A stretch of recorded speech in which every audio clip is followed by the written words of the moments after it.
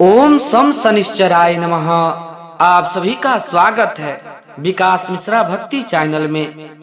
आज हम आपको सुनाने जा रहे हैं शनिवार व्रत की पावन कथा, जो भगवान शनि देव की कृपा प्राप्त करने का सर्वश्रेष्ठ माध्यम मानी गई है। कहा जाता है कि जो भक्त श्रद्धा, नियम और सच्चे मन से शनि देव का व्रत की कथा को श्रवण करते हैं, उनके जीवन से दुख, दारिद्र और कष्ट दूर हो जाते हैं। तो आइए मन को शांत करें और शनि देव का ध्यान करें और इस दिव्य कथा को श्रवण करें। एक समय स्वर्ग लोक में सबसे बड़ा कौन है? प्रश्न पर नवग्रहों में वाद विवाद हो गया। विवाद इतना बढ़ गया कि परस्पर भयंकर युद्ध की स्थिति बन गई।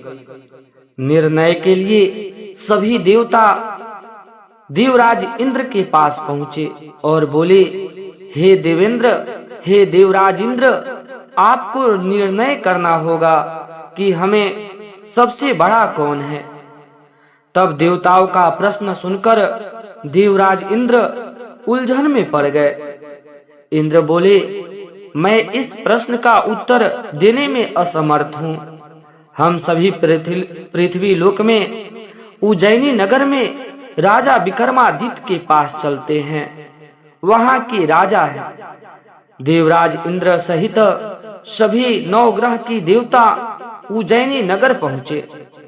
महल में पहुंचकर जब देवताओं ने अपने प्रश्न किया तो राजा विक्रमादित्य भी कुछ देर के लिए परेशान हो उठे, क्योंकि सभी देवता अपनी अपनी शक्तियों के कारण महान हैं। किसी को भी छोटा या बड़ा कह देना उनको क्रोध के प्रकोप को भयंकर हानि पहुंचा सकती थी।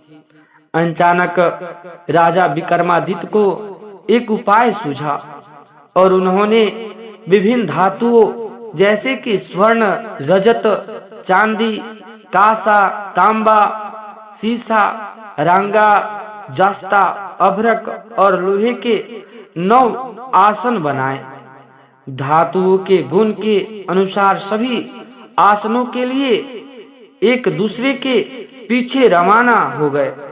उन्होंने देवताओं को अपने अपने सिंहासन पर बैठने को कहा। देवताओं के बैठने के बाद राजा विक्रमादित्य ने कहा, आपका निर्णय तो स्वयं हो गया। जो आपसे पहले सिंहासन पर विराजमान है वही सबसे बड़ा है। तब राजा विक्रमादित्य के निर्णय को सुनकर शनि देवता सबसे पीछे आसन पर बैठने के कारण अपने को छोटा जानकर क्रोधित होकर कहा, राजा विक्रमादित्य, तुमने मुझे सबसे पीछे बैठाकर मेरा अपमान किया है। तुम मेरी शक्तियों से परिचित नहीं हो। मैं तुम्हारा सर्वनाश कर दूंगा।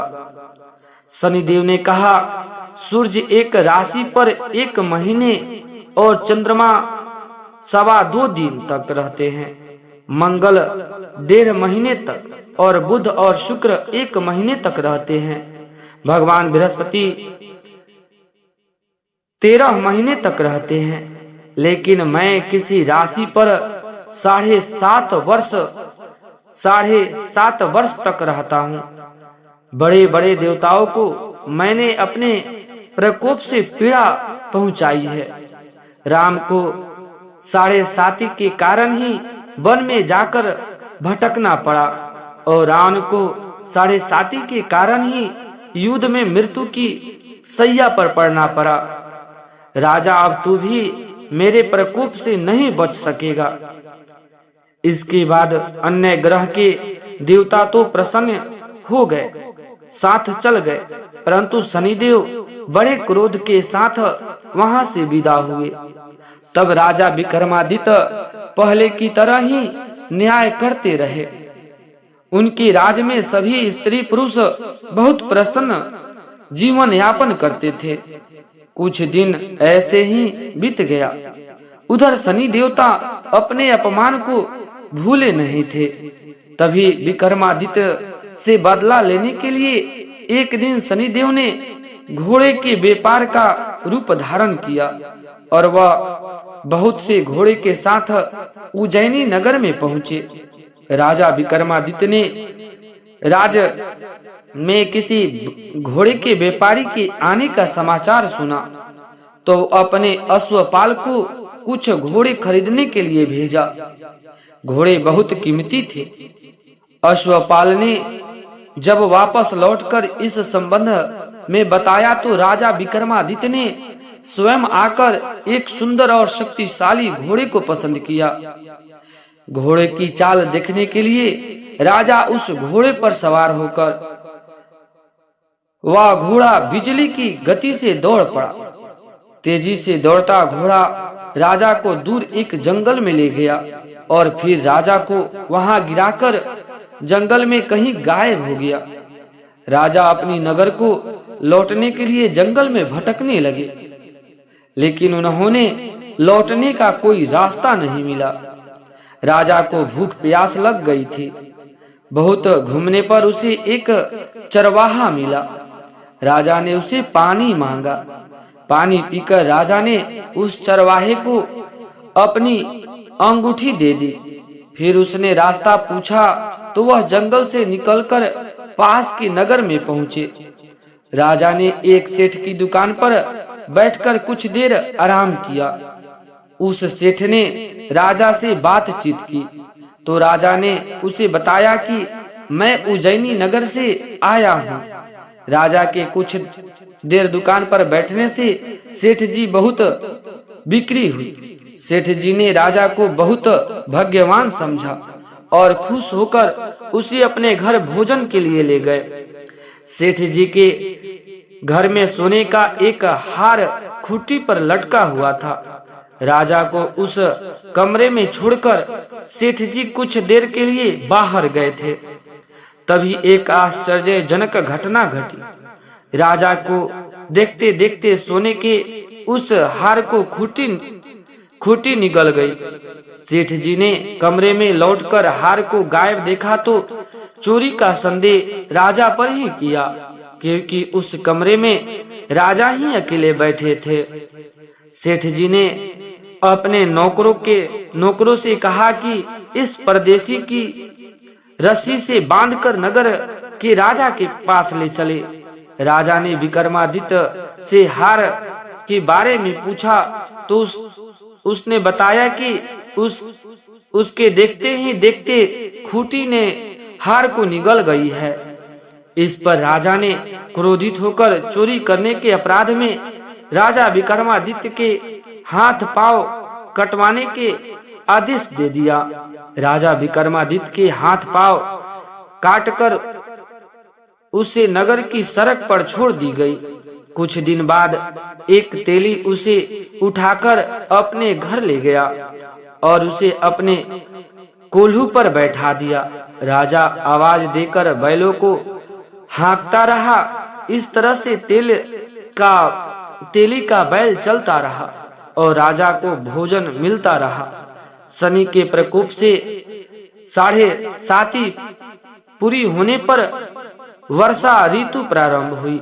राजा विक्रमादित्य एक रात मेघ मल्हार गा रहा था कि तभी नगर के राजा की लड़की राजकुमारी मोहिनी रथ पर सवार होकर उस तेली के घर के पास से गुजरी।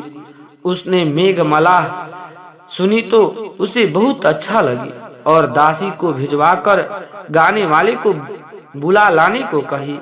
दासी ने लौटकर राजकुमारी को अपंग राजा के बारे में सब कुछ बता दिया। राजकुमारी उसके मेघ मलाह हारे से बहुत मोहित हुई, अतः उसने सब कुछ जानकर भी अपंग राजा से विवाह करने का निश्चय किया। राजकुमारी ने अपने माता पिता से जब यह बात कही तो वे हैरान हो गए। रानी ने मोहिनी को समझाया, बेटी तेरा भाग में तो किसी राजा की रानी होना लिखा है, फिर तू उस अपंग से विवाह करके अपने पांव पर कुल्हाड़ी क्यों मार रही हो। राजकुमारी ने अपनी जिद नहीं छोड़ी। अपनी जिद पूरी करने के लिए उसने भोजन करना छोड़ दिया और प्राण त्याग देने का निश्चय कर लिया। आखिर राजा रानी को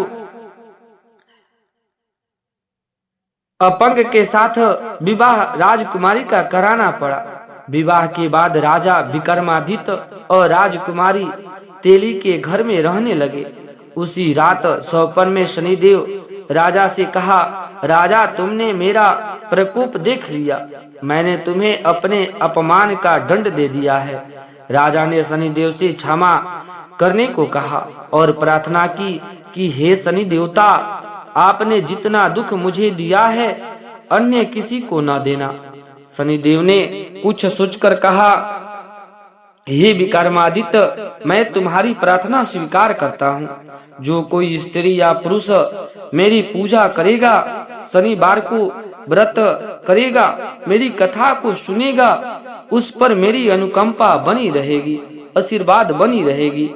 प्रातः काल राजा विक्रमादित्य की नींद खुल गई। उसने हाथ पांव देखकर राजा को बहुत खुशी हुई। उसने मन ही मन शनिदेव को प्रणाम किया और राजकुमारी भी राजा के हाथ पांव सही सलामत देखकर आश्चर्य में डूब गई। तब राजा विक्रमादित्य ने अपना परिचय दिया। शनिदेव के प्रकोप से सारी कहानी सुनाई। सेठ जी को जब इस बात का पता चला तो दौड़ता हुआ तेली के घर पहुंचा और राजा के चरणों में गिरकर क्षमा मांगी। राजा ने उसे क्षमा कर दिया, क्योंकि यह सब तो शनि देवता के प्रकोप के कारण हुआ था।